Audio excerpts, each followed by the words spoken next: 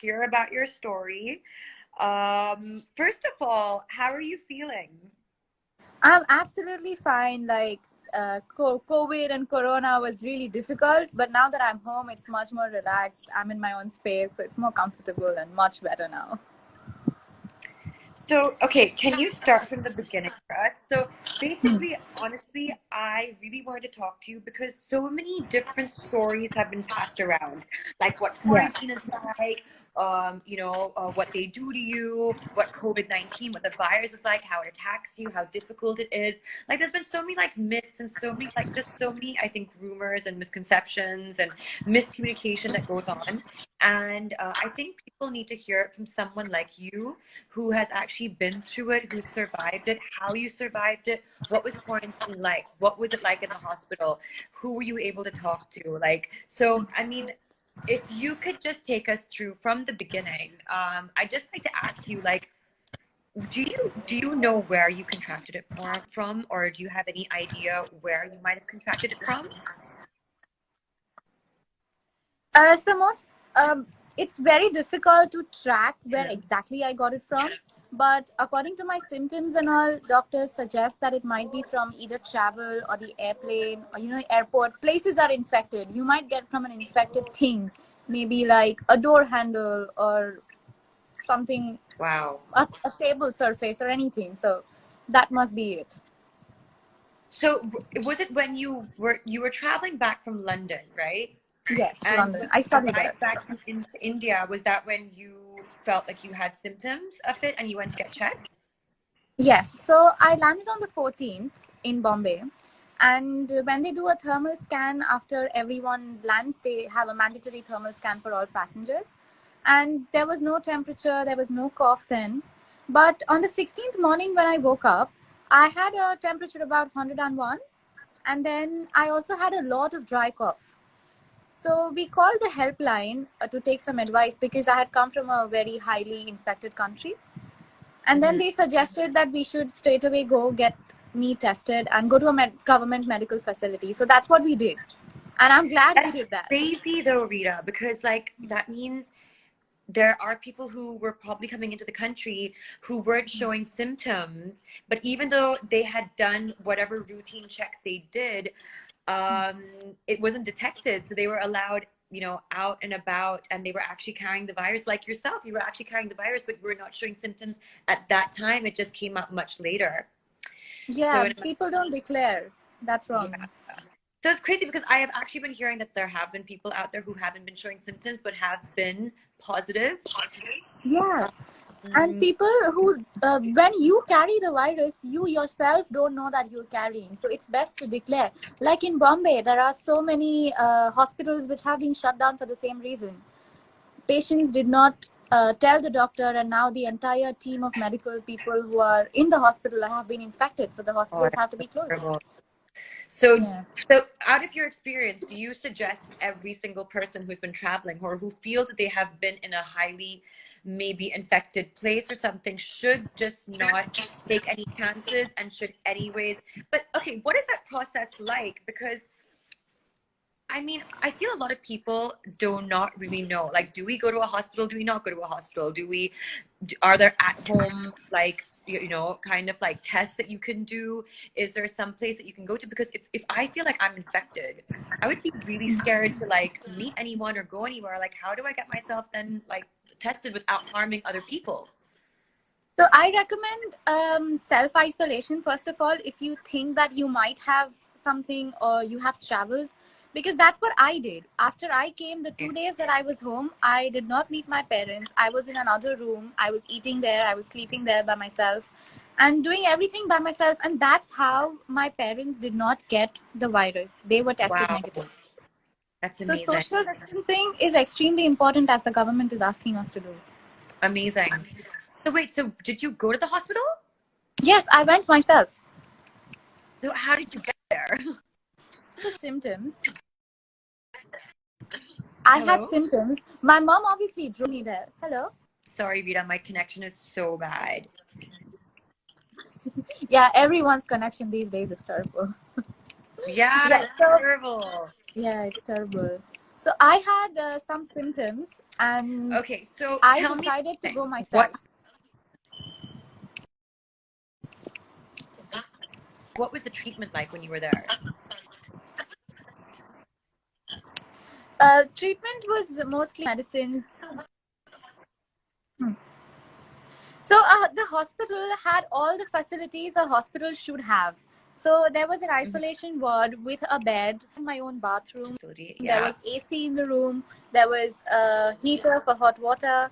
There was also a small space for, Okay. like a balcony where I could go and walk. So it was everything that a hospital Wow. should have. Yeah. Okay. And okay, this is, I mean, what was it like to actually go through the virus? Like, was it actually painful? Is it something like, was there a lot of pain and hurt and like, I mean, was it difficult? I mean, I mean, I've seen some videos of people who have been short of breath and they can't breathe and they just look like they're going through hell. Was that something that you went through recovering from this No, while you were that treated? happens. That happens when your infection spreads. So mine was detected while it was in the throat. It did not have any time to go to my lungs or, give me shortness of breath or anything. There was Okay. obviously some oxygen level changes in my body because of, the virus. Yeah. So that caused a lot of fatigue. So while I was at the hospital, I was basically either resting or, sleeping or sitting and reading. Only the last few days when, one of my tests came negative, after that I could do some yoga, and, I'm very pro yoga. So a little bit Yay, of me yoga and too. So wait, so how long did that take then? So how long were you in the hospital for? 14 days. On the 14th day, the second test that they did turned out negative. So I could Mhm. go home. Oh my God, and what was your first thought when you like were when your test came out negative? I was so happy. Like, I survived the pandemic. So there was no bound for my happiness. I And I know, was I can extremely imagine. grateful, yeah, to And everyone don't you there. just feel like you have like this new lease of life and like Oh, life is yes. something that you just have to be appreciative of and just pay much more attention to and be more loving and kinder to people and I mean, and how like there's so many silly small things that we fight about and fret about and complain about, but actually it's meaningless when you're sitting in a hospital, you know, surviving something like COVID-19. So it's everything just turns out to be so frivolous, right? So Yeah. well, So now now that you've I think, survived, yeah, yeah, now I think I have a new meaning to life. I appreciate it much more than I used to do. I value things that I've been taking for granted for that's so long. amazing. And I'm genuinely very happy now. Yeah. Yeah. Well, Rita, keep that up because that is, I mean, seriously, you have been extremely blessed. Unfortunately, there have been many deaths like around the world from COVID-19, and you have survived it. So your story is a miracle story. And, you know, always be reminded of what you've accomplished and what you've survived and, keep that spirit up. But I think what was interesting was how you said that you used like a lot of yoga and you used a lot of like dance and Hmm. like you felt like these things really helped you um kind of return back to normalcy and back to life and get your immune system going and all that kind of stuff. Hmm. So is there anything else like you want to add to that or you want to elaborate on?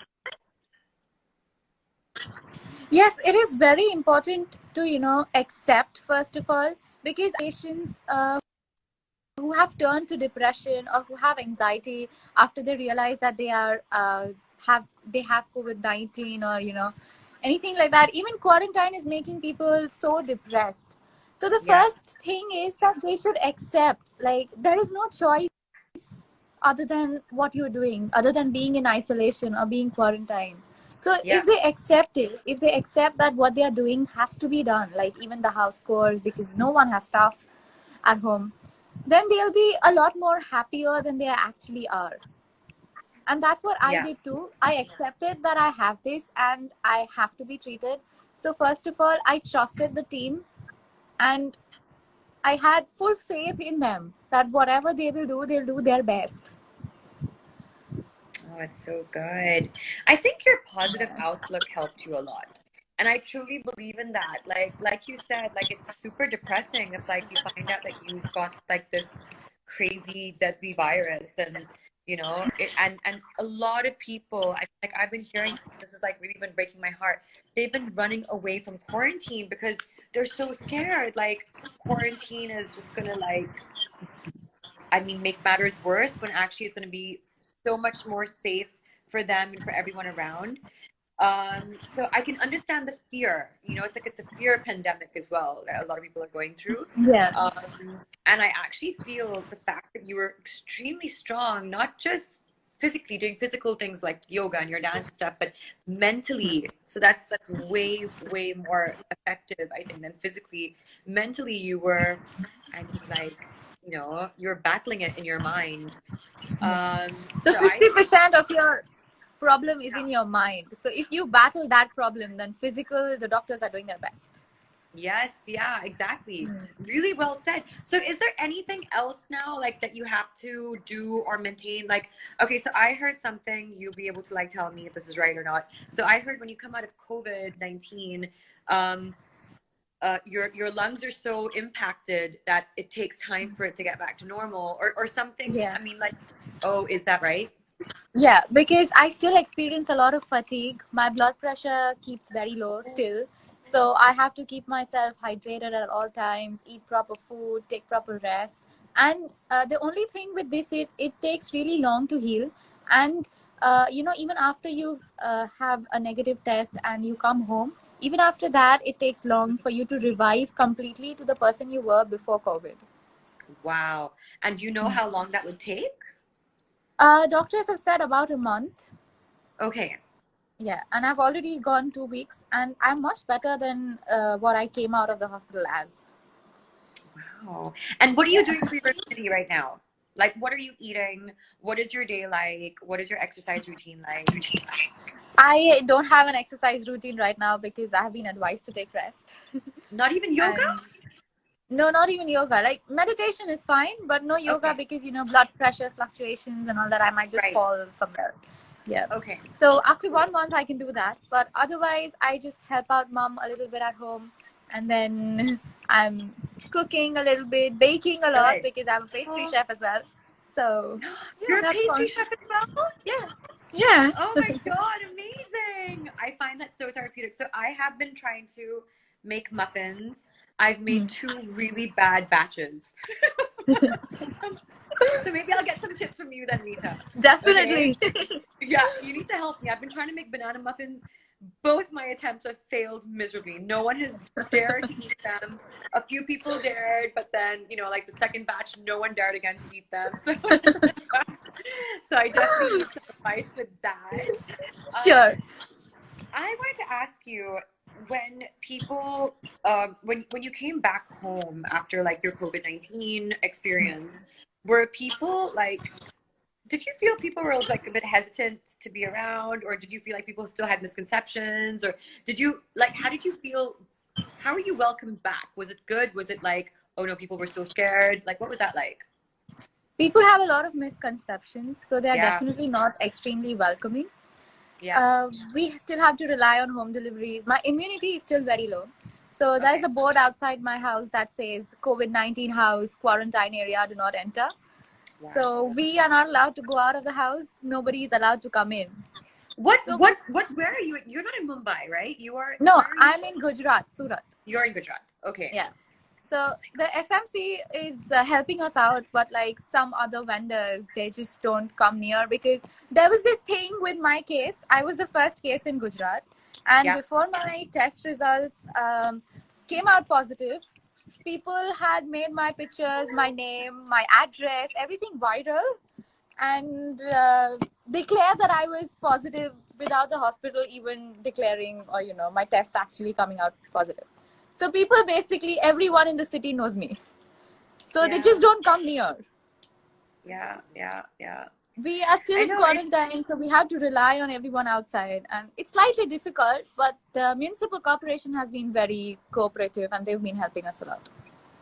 That's great. I love the fact that, officials have actually been there for people who are suffering and, who have contracted this. And I think like that's what a lot of people are scared of. Like they're scared that, it's the end of the world if you get it and that's it. And then, what's going to happen. But I don't think they realize that there are actually specialists out there. There are actually people who care. There are actually people who are risking their lives, actually being in hospitals, treating you, doing their best, with quarantine, with this, with that. Like, so I think people need to get out of their heads. If they feel like they're experiencing symptoms and stuff, they need to let people know just so that it doesn't spread anymore, and not run away Yeah. from it, not be afraid that, they won't get taken care of and stuff like that. So, but okay, I'm gonna just ask a few more questions. I think, you should go back and relax because you really kind of have been through a lot. So I'm not going to take up much more of your time, Rita. But last but not least, I'm sorry, but like I'm on this chat every single day with my friends. I have a family chat and I have a friends chat, and like all we discuss all day, and I don't know if you do the same thing, is when will this get over?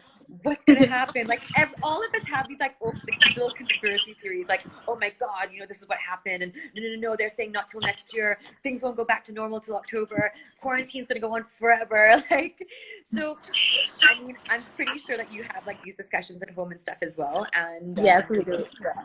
what do you think? Like, do you think that how long do you think our lockdown and quarantine is going to go on till? Like, do you think this is something that's going to be a lot longer? You've been through it, so do you think we have still a long way to go before we see the end of COVID-19?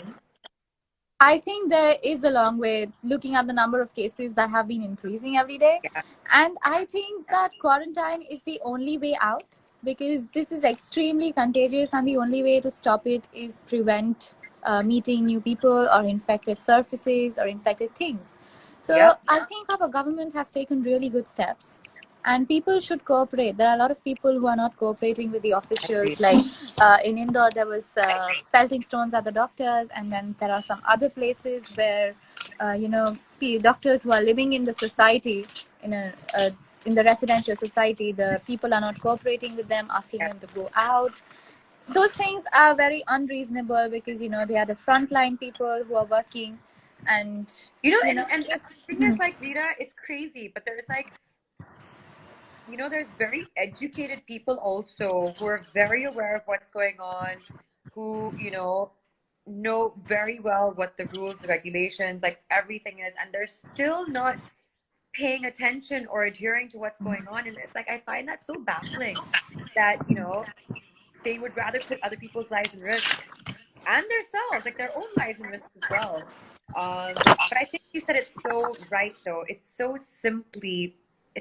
simple. Like stay at home, don't meet new people, practice your social distancing, make a phone call, like it's like I Yeah. mean, like everyone's like, oh my god, we can't go out, but yeah, just like FaceTime, make a phone call people, do things at home. There's a lot that you actually can do if you put your mind to it. We don't necessarily have to be outside doing all of this. So you can work from home. There's like no excuse about that. Like, oh yeah, but okay, well, it was lovely chatting with you. And Thank you. if there's anything else you want to add, or like if there's anything else you want to discuss, like telling people, feel free to do that. But yeah, like let me see if there's like a question or something that's come up. So Uh, I just want to tell the people that whatever our government is doing, have confidence in that. And in case if the quarantine is extended, that's just because of the stupidity of some people. And please cooperate with your government, because I have said this a million times and I'm saying this again, that you are not stuck inside, you safe inside. So stay indoors and stay safe. Rita, oh my God, that was like the best thing ever, like that you had just mentioned, and so true and so apt for what's going on right now. So thank you so much for that. I hope whoever was watching and following this live, whatever they needed to hear, they heard. And Rita, thank you so much for your time. And yeah, thanks for being such an inspiration for everyone. Thank you.